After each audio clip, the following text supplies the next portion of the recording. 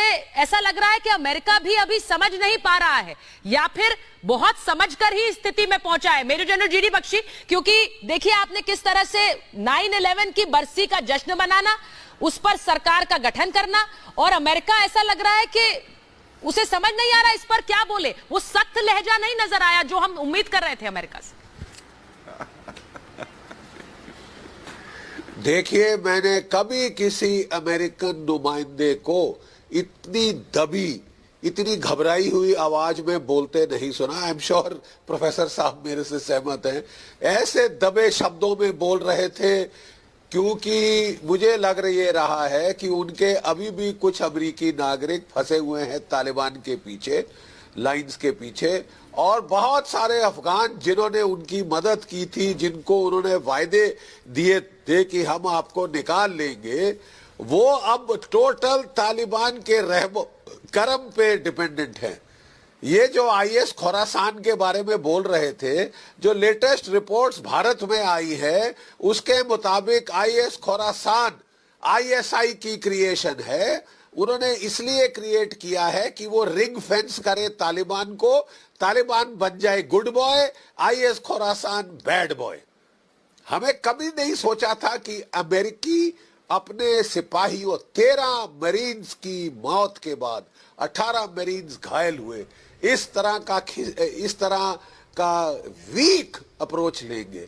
I am sorry, हमें बहुत दुख होता है कि एक प्रजातंत्र ने, एक दुनिया की सबसे स्ट्रॉन्गेस्ट सुपर पावर ने अपनी ऐसी मिट्टी पलीत की है पूरी दुनिया के सामने, और हर रोज वो और स्तर नीचे गिरता जा रहा है। अभी तक हमको ये अभी उम्मीद है कि साहब जब उनके बंदे निकल आएंगे, वो तो निकलने नहीं दे रहे। हाँ, आप बड़ी मुश्किल से ये रिया के भीख मांग के बंदे निकलवा रहे हैं साहब। हाँ। क्या स्थिति हो गई है दयनीय एक सुपर पावर की।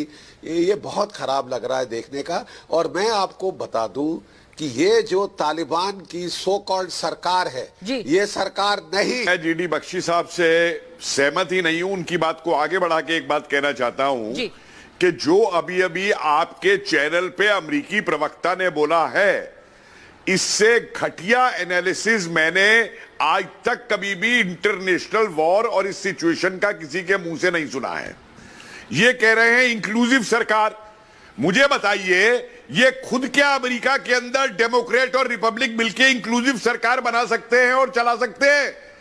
और वहां ये चाहते हैं कि वो इंक्लूसिव सरकार टेररिस्टों की, आतंकवादियों की, और जो इन्होंने लिबरल पैदा किए थे उनकी इंक्लूसिव सरकार बन जाएगी। इससे बेवकूफी का एनालिसिस कोई हो सकता है?